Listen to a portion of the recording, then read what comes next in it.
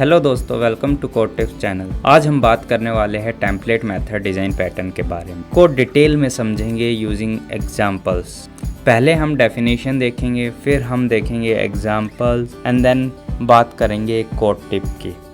दोस्तों पहले इसकी डेफिनेशन देखते हैं। डेफिनेशन बोलता है template method pattern defines the skeleton of an algorithm in a method deferring some steps to subclass. Template method allows subclasses to redefine certain steps of an algorithm without changing the algorithm structure. Basically आप एक method में अपनी algorithm define करते हो। Algorithm nothing but a set of steps होती है। इन steps में कुछ स्टेप डिपेंड करती है आपके डिफरेंट यूज केसेस पर। According to your use case you can overwrite the steps. आप अपनी सब क्लास क्रिएट करोगे, जो भी आपका यूज़ केस है उस यूज़ केस के अकॉर्डिंग जो स्टेप आपको ओवरराइड करनी है वो आप ओवरराइड कर सकते हो। चलिए इसका एक क्लास डायग्राम देखते हैं।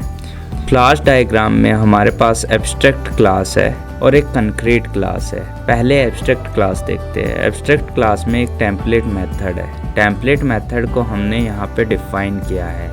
स्टेप 1, स्टेप 2, स्टेप 3 तीन स्टेप एग्जीक्यूट होंगे इस टेम्पलेट मेथड के इन्वोक पर। जो स्टेप 1 है और स्टेप 2 है वो दोनों ही एब्स्ट्रैक्ट है और step 3 is the private step जो कि इसी क्लास में लिखा गया।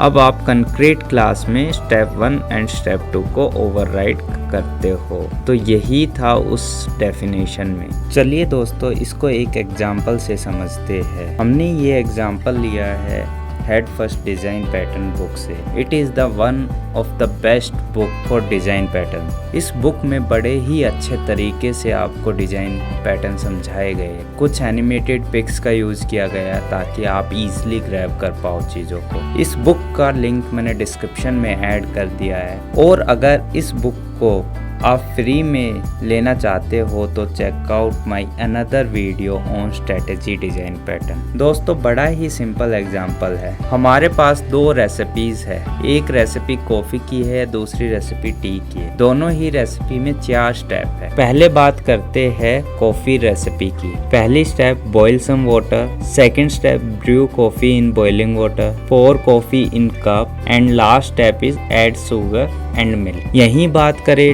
टी रेसिपी की तो पहली step boil some water, steep tea in boiling water, pour tea in cup and last step is add lemon. चलिए दोस्तों अब इन दोनों रेसिपी के कॉरस्पॉन्डिंग हम कोड देखते हैं। हमने एक कॉफ़ी क्लास क्रिएट की है जिसमें एक मेथड है प्रिपेयर रेसिपी। प्रिपेयर रेसिपी में पहला कॉल बॉयल वाटर मेथड को है, दूसरा ब्रू कॉफ़ी को है, तीसरा pour in cup and then last is add sugar and milk. और इन चारों मेथड के ये इम्प्लीमेंटेशन है। हमने एक दूसरी क्लास भी क्रिएट की है टी क्लास। टी क्लास में भी 4 मेथड है, boil water, steep tea bag, pour in cup, add lemon. और ये इन चारों मेथड की इम्प्लीमेंटेशन है। अब दोस्तों बात करते हैं सिमिलरिटीज एंड डिफरेंसेस की इन दोनों इम्प्लीमेंटेशन के बीच में। अगर सिमिलरिटीज की बात करें, बॉयल वाटर और पोर इन कप दोनों ही मेथड एग्जैक्टली सेम है तो हमारा कोड रिपीट हो रहा है दोनों ही क्लास में। अगर डिफरेंसेस की बात करें तो डिफरेंस है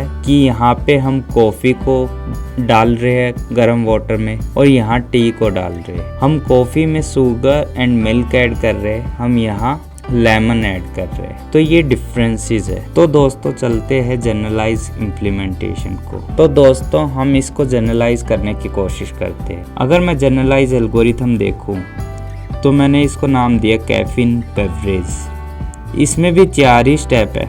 इसमें पहला step boil water, second step is brew, third step is pour beverage in a cup, fourth step is add condiment. अगर मैं बात करूँ कैफीन बेवरेज की तो ये मेरा एब्स्ट्रैक्ट क्लास है जिसमें प्रिपेयर रेसिपी है, जिसमें 4 मेथड है। 4 में boil water and pour in cup मैंने इसी क्लास में इम्प्लीमेंट कर दिए है। ब्रू एंड ऐड कॉन्डिमेंट्स मैंने एब्स्ट्रैक्ट बना दिए।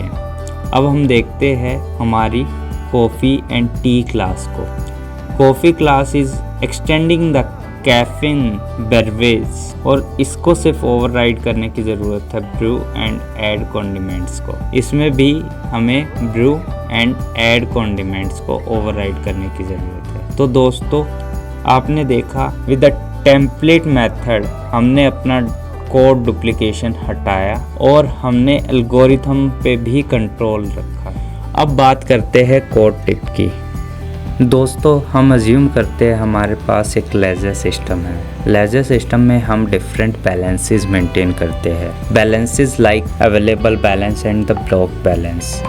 अब बैलेंस को अपडेट करने के लिए हमारे पास सेट ऑफ ट्रांजैक्शंस है। हम कभी क्रेडिट करते हैं, कभी डेबिट करते हैं, कभी ब्लॉक करते हैं। अगर बैलेंस ब्लॉक्ड है तो हम रिलीज करते हैं या कैप्चर करते हैं depending on the use cases. अब एक लेजर सिस्टम को अपडेट करने के लिए आपका एल्गोरिथम फिक्स्ड होता है। आप देखोगे तो आपको आपके मेथड पे रिक्वेस्ट जैसे ही एंटर करती है, आपको सबसे पहले रिक्वेस्ट को वैलिडेट करना होता है। आपको लॉक लेना होता है यूज़र सिस्टम पे ताकि आप कॉन्करेंट रिक्वेस्ट को हैंडल कर पाओ। आप बैलेंसेस फैच करते हो, आप चेक करते हो कि सफिशिएंट बैलेंस है कि नहीं है, बट ये चेक आपका डिपेंड करता है यूज़ केस पे। डेबिट करते टाइम आपको चेक करना है कि बैलेंस है कि नहीं है, बट क्रेडिट करते टाइम आप क्रेडिट कर सकते हो। फिर आप चेक करते हो आइटम पोटेंसी की रिक्वेस्ट आइटम पोटेंट तो नहीं है। अगर आइटम पोटेंट है तो you can return it from then आप प्रोसेस करते हो एक ट्रांजैक्शन को, और जो ट्रांजैक्शन का प्रोसेस करने का तरीका है वो वेरी करता है ट्रांजैक्शन टू ट्रांजैक्शन। तो इस टाइप के सिनेरियोज में जहां आप बहुत ही स्ट्रॉन्ग एल्गोरिथम रखते हो अपना, जिसको चेंज नहीं करना है, उस टाइम आप टेम्पलेट मेथड का यूज़ कर सकते। चलिए दोस्तों, अगर वीडियो पसंद आया हो तो लाइक कीजिए एंड सब्सक्राइब कीजिए चैनल को और भी ऐसी वीडियो एंड कोड टिप्स जानने के लिए।